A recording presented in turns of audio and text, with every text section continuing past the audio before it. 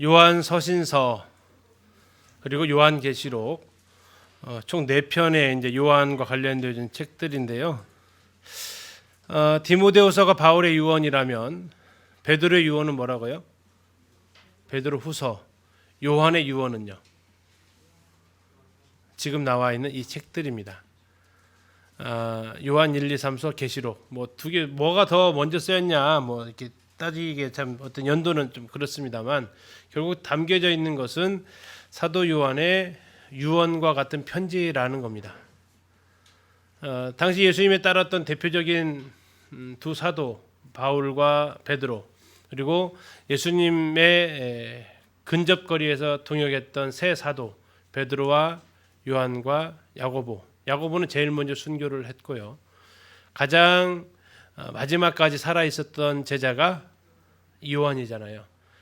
자기 형제 야고보는 먼저 죽었고요. 좌우편에 앉혀달라고 했는데 좌우편이 그 의미였나요? 먼저 죽고 제일 마지막에 죽고. 자, 여기서 이제 우리 생각할 것은 사도 요한이 이때 살았을 당시의 상황입니다. 90년 정도라고 얘기합니다. 그러면 베드로와 바울이 죽은 지 한 30년 정도 지난 시점이에요. 사도 요한이 90년까지 이렇게 90년 이후 95년 정도로 보통 잡는데 그렇다면 예수님께서 부활하시고 승천하신 지는 얼마 지난 거예요? 한 60년 정도 지난 거죠. 그렇다면 한 세대가 이미 훌쩍 넘어간 상황이고요. 함께 동역했던 사도들이 여러분들이 뭐 그 전에 듣는 교회사에 나와 있는 전승에 따르면 뭐 도마는 인도에서 어떻게 죽고 뭐 이렇게 죽었다는 순교들이 편안하게 죽은 사도가 하나도 없어요. 빌립은 저쪽 터키 땅 가서 히에라볼리에서 저렇게 죽고 이렇게 하나씩 소식이 들리는 거죠. 어떻게 순교했더라, 어떻게 순교했더라. 그 소식을 듣는 것만 해도 참 쉽지 않은 모습들입니다. 장례 소식을 들었을 때 여러분들이 아는 사람이 죽었다는 소식을 들으면 그 사람의 모습이 다 떠오르잖아요. 그것처럼 사도 요한도 그러한 상황이었죠. 자, 두 번째 그에가 어려웠던 것은 자신이 이제 나이가 계속해서 들어가는데 로마의 핍박은 갈수록 더 심해져 가고 있다라는 겁니다. 계시록에 가게 되면 이제 도미티아누스 황제 때가 되는데 그 전에 로마의 황제들의 특징은 자기가 죽으면 신으로 된다라는 거였습니다. 그래서 그 죽으면 신전을 만들었어요. 트레안 신전이라든지 이런 신전들을 황제가 죽으면 신전을 만들었어요. 이 도미티아누스는 약간 맛이 좀 더 간 사람이에요. 왜 더 갔어요? 나는 살아있을 때부터 신이라고 했어요. 이게 황제 숭배가 아니라 자기를 신으로서 경배를 하라라는 요구를 했고 결국 요한은 거기에 대해서 이제 거부했죠. 뭐 유명한 뭐 이렇게 전승대 관련된 이야기도 들어옵니다. 아무튼 이런 가운데에서 핍박은 굉장히 갈수록 심해져 가고 있다. 그리고 같이 동역했던 동역자들은 하나둘씩 다 죽어가고 있다. 자기만 혼자 지금 남아 있는 겁니다. 또 하나의 큰 문제점은 뭐냐면 교회는 갈수록 이단들이 들어오고 있다. 거짓 가르침. 사도 베드로가 저 베드로후서 썼을 때보다 지금 이 요한이 썼을 때 서신 한 30년 정도 지난 이후입니다. 그러면 거짓 교사들의 가르침이 사도 바울이 경고했고 바울이 경고했으니까 사라지는 게 아니라 계속해서 안으로 들어오고 있다라는 겁니다. 예수님의 신성을 부인하거나 인성을 부인하는 것부터 시작해서 요한 1서에서 계속해서 나타나고 있는 강력한 거짓 가르침은 영지주의라는 겁니다. 영지주의가 뭡니까? 영은 거룩하고 육은 악하다라는 겁니다. 여러분 이제 바울 서신할 때도 이렇게 같이 살펴봤어요. 자, 그러면 어떤 일이 벌어지냐면 양극단의 모습이 드러난다는 겁니다. 자, 육에 대해서 여러분들이 학교에서 배웠던 철학, 스토아 학파, 에피쿠로스 학파 생각나세요? 요즘도 배웁니까? 안 배워요? 처음 들어보세요? 스토아 학파, 에피쿠로스 학파? 반응이 없으시네. 자, 이게 바로 영지주의에서 나타난 양극단의 철학 계통이라는 얘기죠. 스토아파는 금욕주의라고 보통 정리를 합니다. 왜요? 육체가 악하기 때문에 이걸 놔두면 계속 악한 대로 가기 때문에 계속해서 뭐 해야 된다는 얘기예요? 절제와 절제를 해야 된다는 얘기예요. 그렇게 다스리지 않으면 안 된다는 얘기입니다. 자, 반대로 에피쿠로스 학파는 뭐예요? 쾌락주의라고 얘기합니다. 왜 쾌락주의를 해요? 영은 악하다라는 거예요. 어차피 악한 거니까 육이 뭔 짓을 해도 관계없다라는 겁니다. 다시 말하면 이 육이 죄를 짓는 것은 원래 악하기 때문에 영과 분리되어져 있다. 이원론을 가르치는 거예요. 영과 분리되어져 있다. 육으로 무슨 일을 해도 상관없다. 이 영지주의의 양쪽 두 극단주의로 나가는 거죠. 어차피 악하니까 내비둬라라는 거하고 악하니까 철저하게 단속해야 된다. 그래서 이 스토아파의 가르침을 받게 되면 음식도 다 가려야 되고 결혼도 막 다 안 해야 되고 결혼 안 하게 만드는 거죠. 이쪽 쾌락주의로 가면요. 모든 걸 다 즐겨라라는 얘기예요. 뭘 해도 괜찮다. 왜? 그건 네 영이 하는 게 아니고 네 육이 하는 거니까 아무 영향 없다. 이렇게 양극단으로 나아가는 어떤 상황들. 예수 그리스도의 육체로 오심을 부인하는 사람들. 다음에 구원받은 이후의 삶에 대해서 그러한 영지주의의 그런 가르침. 이런 것들이 교회 안에 계속해서 들어오고 있다라는 겁니다. 자, 그런 가운데 성도들의 신앙은 어떨까요? 점점 더 열악해져 가고 있다는 얘기죠. 밖에서는 황제 숭배로 인한 핍박이 계속해서 요구되어지고 있고 안에서는 그런 거짓 가르침들에 의해서 성도들이 하나씩 영향받고 있고 자, 이거 가운데에서 이 믿음의 순수한 신앙의 길을 간다라는 것은 정말로 좁은 길이었습니다. 그런 가운데에서 성도들에게 유언과 같은 편지로 얘기합니다. 자, 그러면서 그의 사도 요한 서신서 1장에서 요한만이 쓸 수 있는 이야기를 합니다. 1장 1절에서요. 자, 요한일서 1장 1절 보시면 태초부터 있는 생명의 말씀에 관하여는 자, 이것은 생명의 말씀 누구예요? 예수 그리스도이십니다. 우리가 들은 바요 눈으로 본 바요 자세히 보고 우리의 손으로 만진 바라. 이건 사도만 할 수 있는 표현입니다. 그렇죠? 예수님을 직접 눈으로 보고 예수님의 말씀을 귀로 듣고 예수님을 자세히 보고 손으로 만져봤다는 얘기는 누구만 할 수 있어요? 이때 당시에 사도밖에 할 수 없고요. 이때 오래 산 사도가 요한밖에 없어요. 그래서 요한이라는 말이 기록되어 있지 않지만 이건 요한 서신서로 그래서 이제 보는 겁니다. 2절에 보면 이 생명이 우리 나타내신 바 된지라 이 영원한 생명을 우리가 보았다라고 합니다. 그리고 증언해서 너희에게 말하는 거다라고 이야기를 하는 거죠. 자, 그러면서 이 요한 서신서는 1서, 2서, 3서가 하나의 단어로 표현한다면 사귐입니다. 사귐. 자, 그래서 첫 번째 사귐은 하나님과의 사귐입니다. 요한 1서가 그렇습니다. 요한 1서가 하나님과의 사귐. 다음에 성도들과의 사귐. 다음에 거짓 교사들 그들과의 사귐을 하지 말라는 사귐. 이 사귐으로 총칭할 수 있는 책이 요한 서신서가 되겠습니다. 하나님과의 사귐을 강조하고 있는 요한 서신서 이것은 구원받은 성도들이 초기에 많이 읽어야 될 책 중에 하나의 책입니다. 오늘날 살아가고 있는 우리에게도 동일한 책입니다. 사도 요한은 권면합니다. 빛 가운데 살아라. 하나님이 빛이십니다. 빛 가운데서 살아라.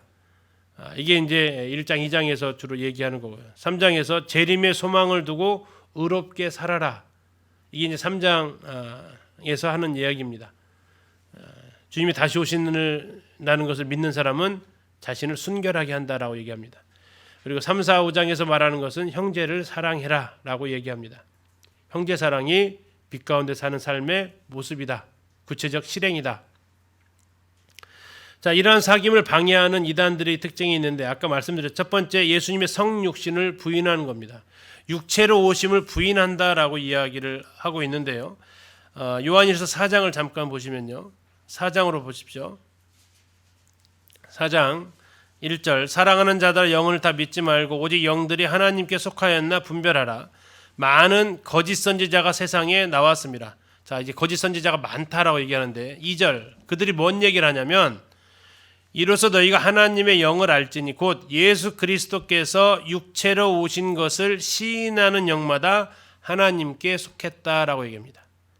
그러니까 하나님께 속하지 않은 거짓 교사들은 뭐라고 말했다는 얘기입니까? 그리스도께서 육체로 오시지 않았다. 근데 당시 영지주의가 했던 얘기가 이 얘기예요. 사람들이 많이 넘어갔던 이야기 뭐냐면요. 예수님 침례 받으실 때 성령이 비둘기같이 임하셨다고 그랬죠. 이게 침례 받으시기 전까지는 예수님은 진짜 완전한 사람이었다는 얘기예요. 하나님의 아들 아니고 그냥 사람. 근데 침례를 받을 때 뭐가 임했다고요? 하나님의 성령이 임했어요. 그때부터 이제 사람 속에 하나님이 들어가신 거예요. 그리고 공생애를 쭉 살아가세요. 십자가에 달리셨어요. 죽기 전에 영혼이 떠나가셨다라고 나와 있어요. 성령이 떠나가신 거예요. 그리고 이제 남아있는 건 누구만 남은 거예요? 그 침례 받기 전에 자연인 예수, 그만 육체에 지금 남아있는 거예요. 그리고 어떻게 된 거예요? 그가 죽은 거예요. 그러니까 죽은 것은 누가 죽은 거예요? 그냥 평범한 사람이 죽은 거예요. 이게 예수 그리스도는 하나님의 아들도 아니고 어떻게 된 거예요? 침례 받을 때 성령이 임했다가 잠시 그 몸을 빙이라고 하나요? 그 안에 들어가서 살다가 죽으실 때 죽기 전에 떠나버렸어요. 결국 예수님의 죽음 자체가 우리의 속죄를 해줄 수 없는 죽음이 돼버린 거예요. 이렇게 얘기하면 그럴듯하죠. 혹시 여기에 또 이 교리에 넘어가시는 분 안 계시죠? 진짜 그런가 보다 그런 분 안 계시죠? 이게 당시에 가르쳐졌던 가르침 중에 하나라고요. 성경 다 인용해서 했잖아요. 성령이 말하죠. 그래요. 성령 임하셨지. 그래 임했어. 영혼이 떠나가셨네. 그럼 뭐야 그럼? 예수님은 한 자연인으로 살다가 성령이 함께 들어와서 잠깐 빌렸다가 결국 죽은 것은 인간 예수가 죽은 거잖아. 하나님과 관계없는 이 죽음이 되는 거예요. 육체로 오신 것을 부인하는 거예요. 태어날 때부터 육체로 오신 것이 아니라는 얘기라고요. 이해 가세요? 그러나 성경은 뭐라고 얘기하겠습니까? 오늘날 내가 너를 낳았다라고 하셨잖아요. 앞으로 인간의 왕으로 통치하실 메시아는 태어난다라는 얘기예요. 침례 받을 때 성령이 임해서 메시아가 된 게 아니고 태어날 때부터 누구라고요? 그분은 하나님의 아들이셨다라는 얘기예요. 근데 그것을 갖다 교묘하게 바꾸는 거예요. 자, 이렇게 해가지고 예수 그리스도를 부인하게 만드는 일이 일어났다. 예수님의 성육신을 부인하게 만들었다고요. 두 번째 아까 말씀드렸던 영지주의, 도덕적 죄악을 무시하는 겁니다. 왜요? 어차피 악해 육은. 그러니까 뭔 짓을 해도 괜찮아. 심지어 창기들하고 성관계를 맺어도 괜찮아. 이런 쪽으로까지 나가는 겁니다. 도둑질해도 그건 네가 한 게 아니야. 네 어쩌면 죄악덩어리 육체가 한 거야. 다음에 어떻게 됩니까? 이제 형제 사랑하지 않습니다. 형제를 사랑하지 않는 거, 말로만 사랑하는 거, 이런 일들이 팽배해지고 있다라는 겁니다. 이것이 이제 사도 요한을 굉장히 힘들게 했던 이러한 상황입니다. 자, 이런 가운데서 이제 사도 요한이 썼던 이 요한 1서를 같이 한번 보시도록 하겠습니다. 자, 요한 1서 1장에서 이 서신을 쓴 목적을 이야기하고 있습니다. 너희들에게 영원한 생명을 전하려고 이것을 썼다라고 이야기를 합니다. 다음에 4절에서는 이것을 쓰는 것은 우리의 기쁨이 충만하게 하려 함이다라고 이야기도 하고요. 자, 그러면서 이제 하나님과의 사귐에 대해서 본격적으로 얘기합니다. 하나님과 사귐이 있으려면 뭐가 있으면 안 된다고요? 죄가 있으면 안 됩니다. 어둠에 있으면 안 된다라는 얘기입니다. 그러면 죄를 지으면 어떻게 해야 된다고요? 죄를 자백해야 된다라는 겁니다. 이게 하나님과의 사귐에 있어서의 이건 신분이 아닙니다. 신분이 아니고 이미 신분은 깨끗하게 완성이 됐고 이것은 뭐예요? 상태라는 거죠. 하나님과의 상태. 하나님의 자녀가 된 사람이 하나님의 자녀답게 살아가는 하나님과의 교제가 원만히 되어지는 데 있어서 거리낌은 바로 죄라는 겁니다.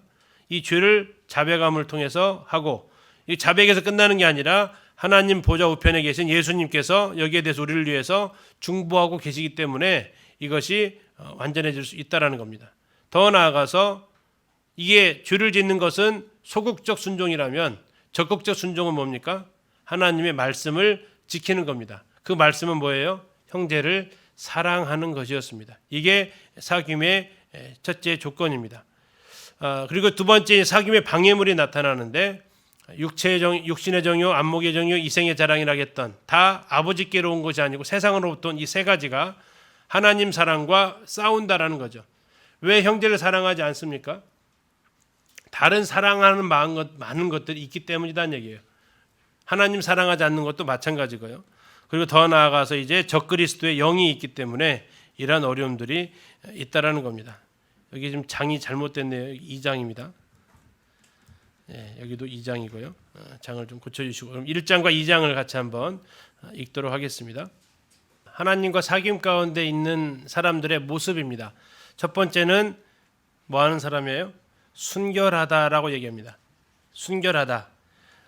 자기를 깨끗하게 한다. 3절에 보시면 3장 3절입니다. 주를 향하여 이 소망을 가진 자마다 그의 깨끗하심과 같이, 주님의 깨끗하심과 같이 자기를 어떻게 한다고요? 깨끗하게 한다라고 합니다. 주에서 떨어진 삶을 산다는 얘기죠. 두 번째, 그는 의를 행한다라고 이야기를 합니다. 주님과 사귐을 갖고 있는 사람은 의를 행한다라고 합니다. 범죄하지 않는다라고 하는데요. 이걸 가지고 이제 또 이제 오해를 또 많이 하죠. 죄를 지으면 죄를 습관적인 죄를 이야기하는 겁니다.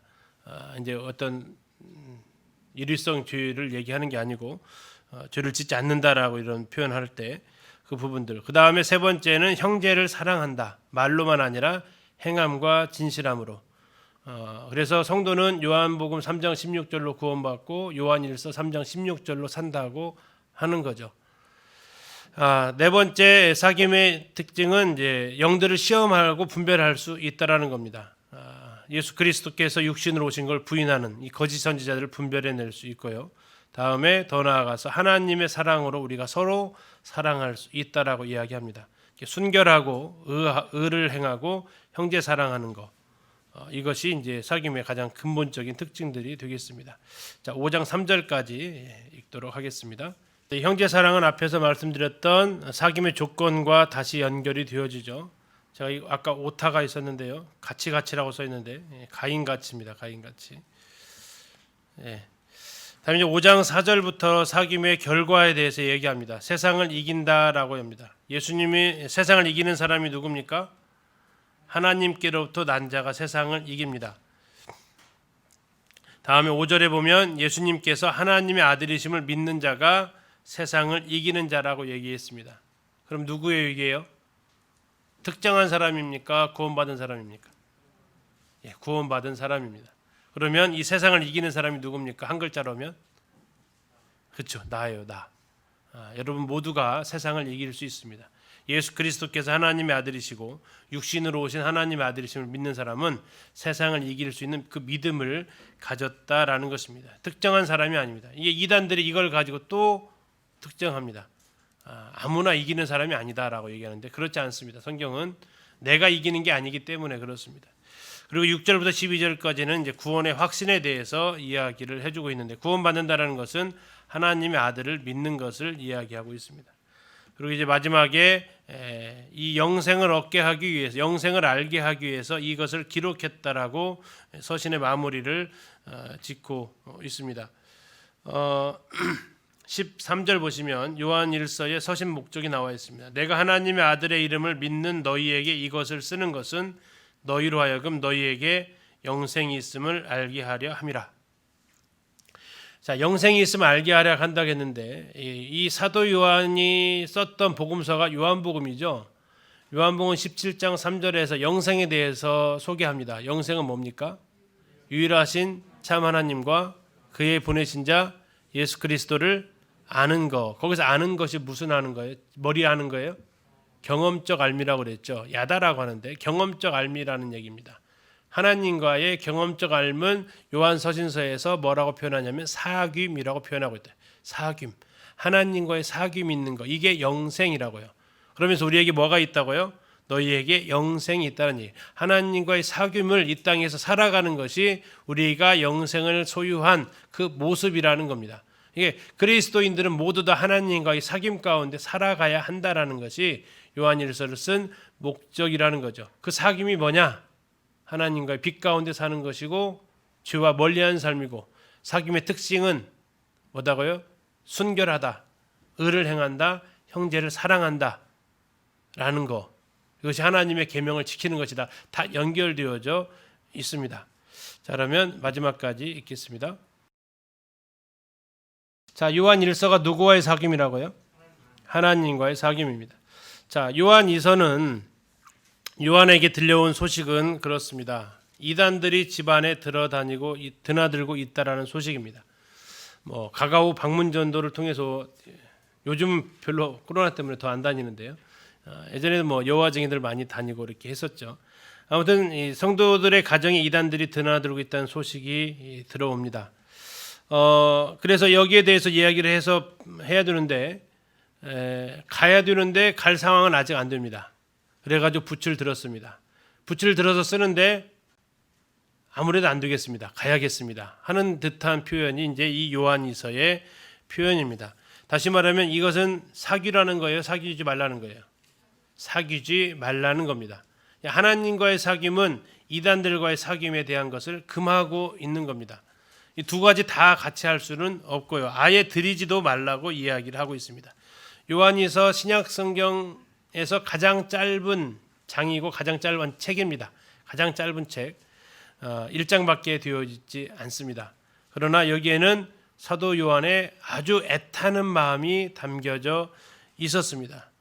당장 가서 보고 싶은데 이제 그런 상황이 안 되니까 붓을 들었는데 붓을 들어서 하다 보니까 쓸 것은 또 많아요. 그러니까 다시 어때요? 붓 내려놓고 갑니다.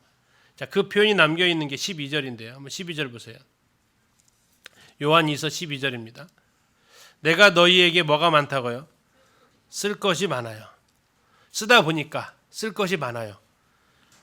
그러나 이제 종이와 먹이로 쓰기를 원하지 아니하고 오히려 너희에게 가서 뭐 하겠다고요? 대면해서 말하겠다고요. 이 서신서의 배경이 어떻게 하는지 아세요? 가서 말을 해야 돼요. 그런데 상황이 안 되니까 썼어요. 쓰다 보니까 할 말이 더 많아져요. 그러니까 어떻게 해요? 붓을 다시 접었어요. 어떻게 한다고요? 내가 가서 말하겠다라고 하는 거예요. 이게 지금 이 노사도의 애타는 마음을 느끼시라고요. 그런 적 있으시죠?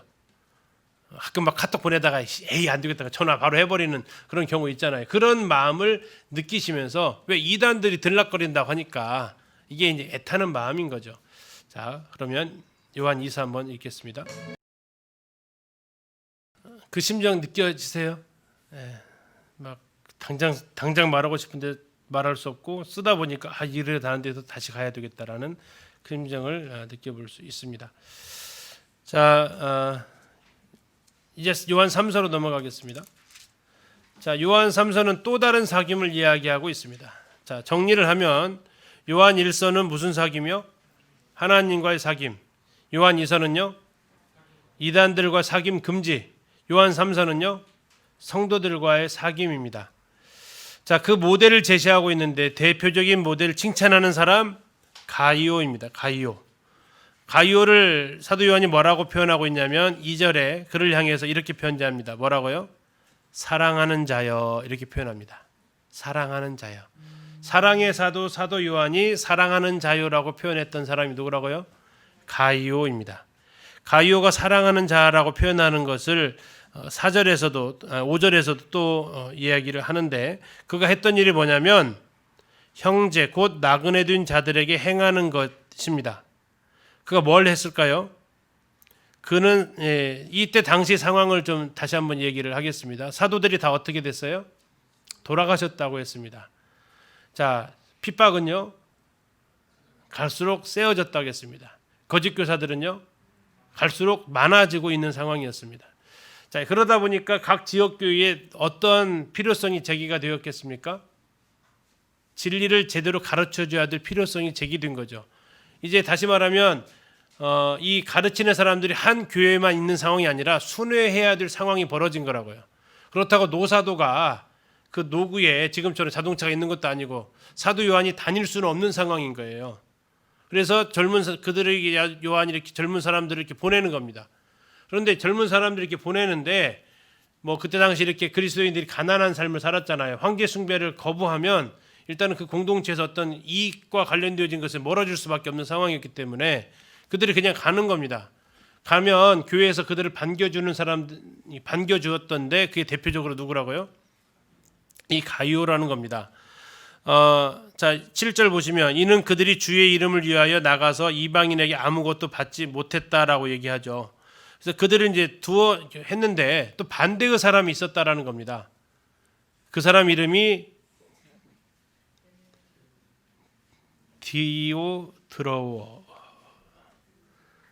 드로워라고 발음이 되는데요. 디오드레베라는 이름을 가진 사람입니다. 자, 이 사람의 반응은 뭐냐면요. 우리끼리도 충분한데 왜 와? 왜 와가지고 그냥 교제비 사례비만 또 줘야 되잖아 또. 교통비라도 줘야 되잖아. 왜 자꾸 난 필요 없어 오지 마라고 반기지 않는 겁니다. 근데 그 이유가 뭐냐면 자기의 영향력이 손해를 보기 때문에 그렇습니다. 그 교회에서 자기의 영향력이 있어요. 그것을 다른 교사들이 와서 가르치면 반응이 어떻겠어요? 우리 교회는 외부에 있는 일꾼들 많이 부르잖아요, 그렇죠? 근데 이제 우스갯소리로 잘 안 부르는 상황들도 있어요. 여러 가지 여건들이 있지만, 근데 이제 어느 그 방송에서 보니까 우리 모임 아닙니다. 교단에서 보니까 외부 강사들 그 인터넷 그 설교도 못 듣게 한대요. 왜 그럴까요? 자기랑 자꾸 비교한대요. 우리 목사님보다 잘한다. 설교 이렇게 하니까 그냥 못 듣게 막어놓네. 차단시키. 이게 누구라고요? 이게 바로 디오드레베라고요. 디오드레베. 자기의 어떤 영향력에 대해서 해가 되는 것들 전부 다 이제 막는 겁니다. 10절에 보시면 그가 뭐 했냐면 그러므로 내가 가면 그 행한 일을 잊지 아니하리. 그가 악한 말로 우리를 비방하고도 오히려 부족해서 형제들을 맞아들이지도 않고 맞아들이고자 하는 자를 금하여 교회에서 뭐 했다고요? 내쫓기까지 했습니다. 내 말 안 들려면 나가라고 한 거예요. 이게 디오드레베라는 사람이었어요. 그리고 또 한 사람의 칭찬 듣는 사람이 있었는데 데메드리오라는 사람이 있었습니다. 데메드리오. 자, 12절에 나오는데 데메드리오는 무사람에게도 진리에게도 증거를 받았다라고 말하는 사람입니다.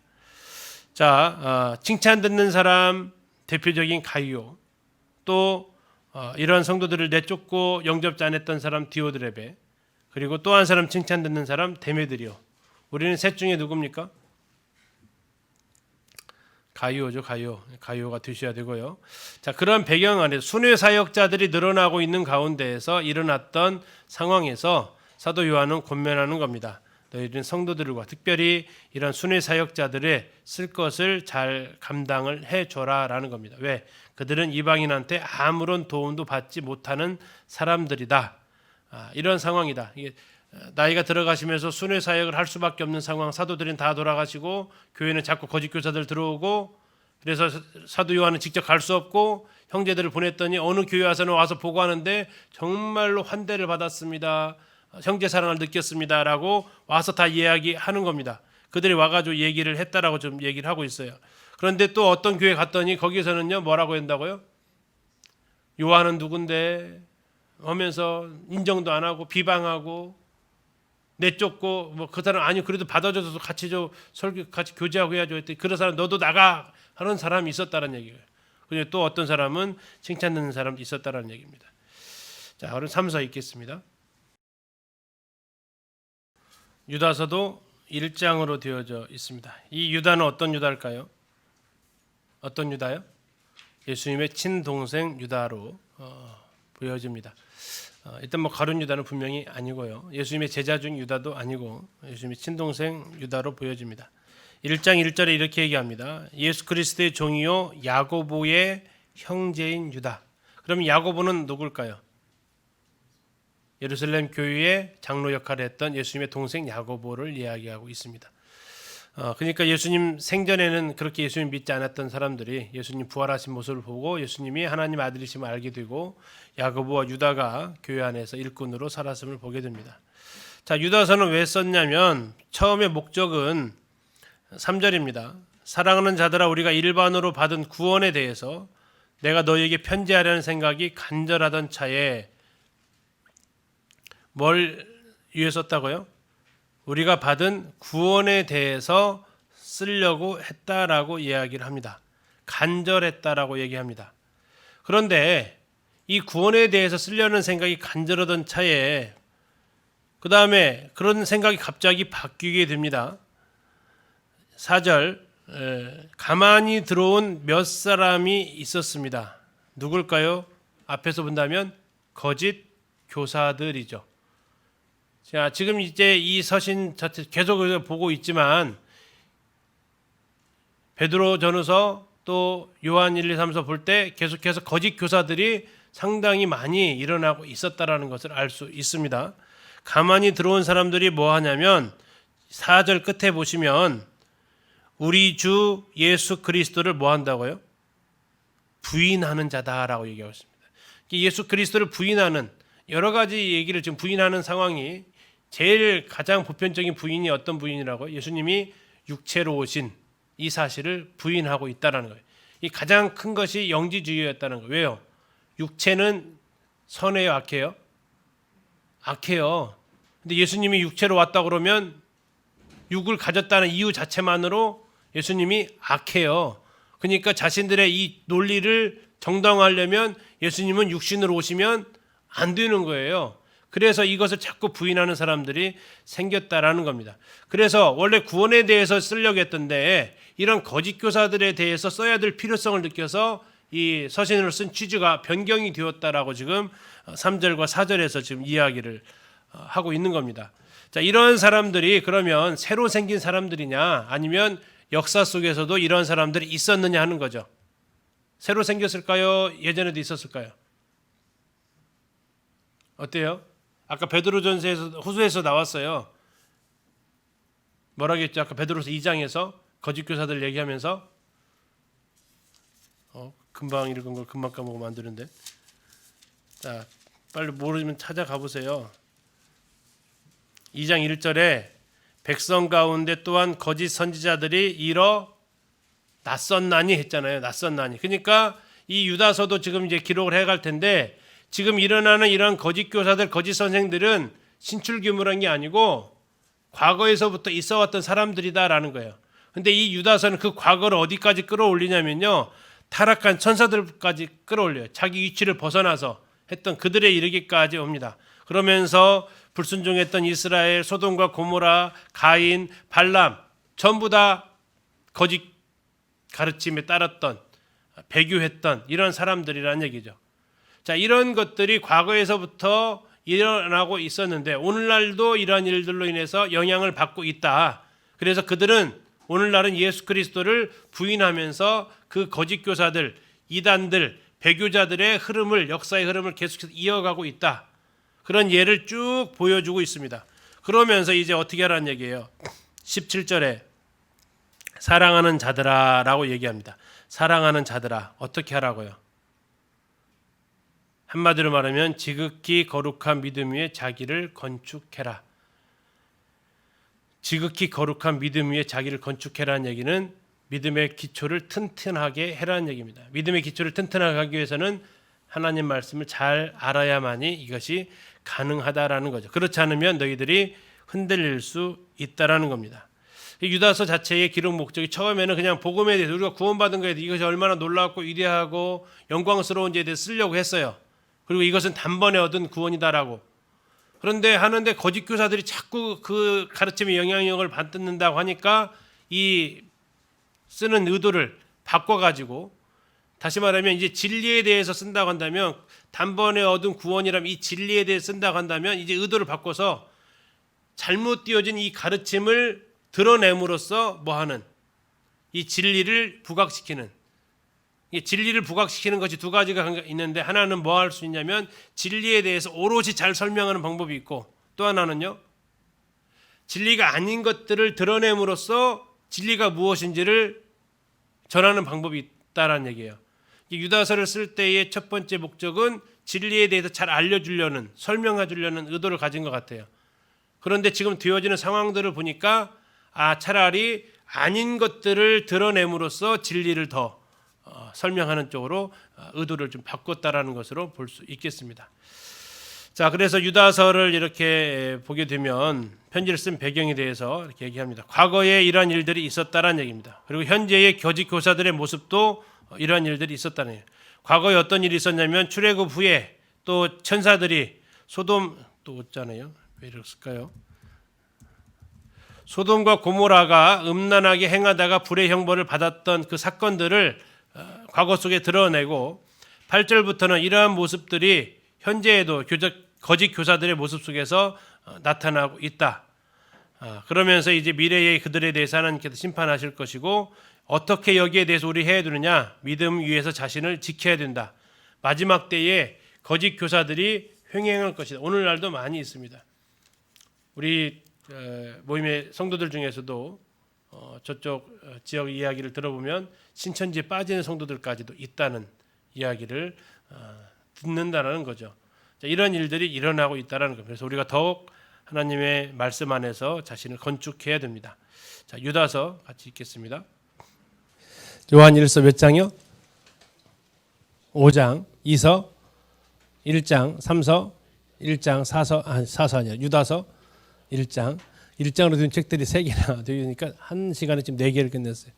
자, 요한 1서에 대해서 1, 2, 3서의 단어를 하나의 단어로 말하면 뭐라고요? 사귐입니다.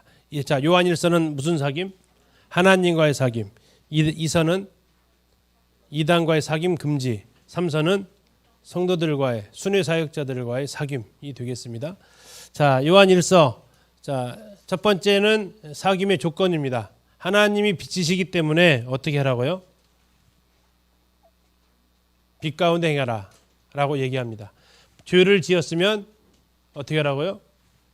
자백해라 라고 얘기합니다. 자, 2장에서 사귐의 1장 좀 넘어가는데요. 이제 2장에서 사귐의 방해거리가 있습니다. 세상에서 오는 3가지가 있다 그랬죠. 육신의 정욕과 안목의 정욕과 이생의 자랑, 이런 것들이 있었습니다. 그리고 칸이 좁아서 안 썼는데요. 또 뭐 또 있었어요? 이단, 거짓 교사들의 가르침, 예수님의 육신으로 오심을 부인하는 자들. 4장에서도 나오지만 2장도 적그리스도가 나와 있었습니다. 적그리스도 2장에서 있었습니다. 자, 그리고 이제 3장에서는 사귐의 특성에 대해서 얘기합니다. 주를 향하여 이 소망을 가진 자마다 자기를 어떻게 한다고요? 깨끗하게 한다라고 얘기했습니다. 자기를 깨끗하게 한다. 다음에 의를 행한다. 죄를 범치 아니하고 의를 행한다라고 얘기하고 있습니다. 계획도 의도적인 범죄. 자, 죄를 행치 않는다라는 얘기는 뭐냐면 죄인 줄을 알면서도 의도적으로 죄를 범하거나 죄인 줄 알면서도 이것을 아무 생각 없이 습관적으로 반복적으로 죄를 범할 수는 없다라는 겁니다. 그리스도인은 그렇습니다. 그래서 이게 죄인 줄 알면서도 죄를 즐기는 사람은 그리스도인이 아니라는 겁니다. 이해가셨죠? 죄를 전혀 범하지 않는다라는 얘기 아닙니다. 자, 4장에서도 또 사귐의 특성을 얘기하는데 영을 분별할 수 있다라는 겁니다. 자, 거짓 교사들 얘기하면서 예수 그리스도께서 육체로 오심을 부인하는 사람들, 이건 우리가 찾아낼 수 있어야 된다라는 얘기죠. 여러분 잘 아시는 대표적으로 예수님이 하나님 아들이라고 아들인 걸 부인하는 여호와 증인 같은 사람들, 대놓고 이단을 하는 사람들이죠. 그런 거 분별할 수 있어야 되고, 다음에 가장 큰 특징은 서로 사랑하는 것. 이것이 계명을 지키는 것과 순종하는 것과 연결이 되어집니다. 그리고 이제 요한일서 마지막 장은 세상을 이기는 게 누구라고요? 하나님의 아들이 예수 그리스도임을 아는 사람, 나라고 했습니다. 나. 그리고 이제 우리 안에 영생이 있음을 알게 하기 위해서 썼다. 확신하라고. 이 확신은 무슨 확신이냐면 내게 영생이 있다라는 거. 요한 사도가 썼기 때문에 요한복음과 연결되어지면 영생은 하나님과 친밀한 암, 경험적 암, 사귐이라고.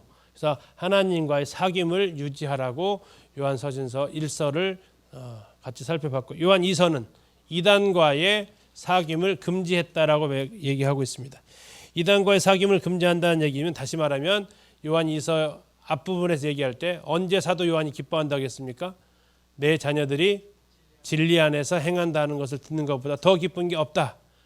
그래서 유조 지폐를 판별해내는 가장 쉬운 방법은 뭐라고 그래요? 진짜 지폐를 알면 된다라는 얘기예요. 유조 지폐는 워낙 다양하게 나오니까 그 연구에서는 안 되고 진짜 지폐를 연구하면 된다. 다음 요한 3서에서는 성도들과의 사귐을 얘기하고 있습니다. 자, 대단히 칭찬 들었던 사람 누구? 가이오. 자, 순회 선교자들을 내쫓았던 사람 누구? 디오드레베. 다음에 사도 요한으로 형제들로부터 검증받았던 사람 누구?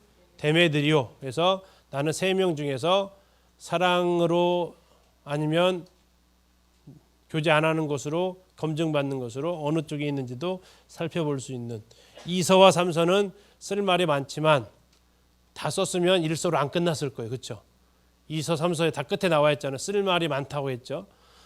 쓸 말이 많지만 그냥 붓을 접고 직접 만나서 해야겠다라고 해서 우리에게는 한 장씩만 전해졌습니다. 자, 이제 유다서입니다. 유다서 제일 처음에 무슨 목적으로 쓰려고 했다고요? 단번에 얻은 구원에 대해 쓰려고 했다. 그런데 거짓 교사들이 늘어나면서 뭐에 쓰려는 것으로 바꿨다고요? 믿음의 도를 위해서 힘써 싸워라로 바뀌었다라고 서술 목적을 변경했습니다. 3절 4절에서. 자, 그러면서 대표적으로 거짓 교사들의 이런 주장들을 대적해서 이 대적하기 위해서 우리들의 믿음의 기초를 튼튼하게 세워야 된다라고 이야기를 하고 있습니다.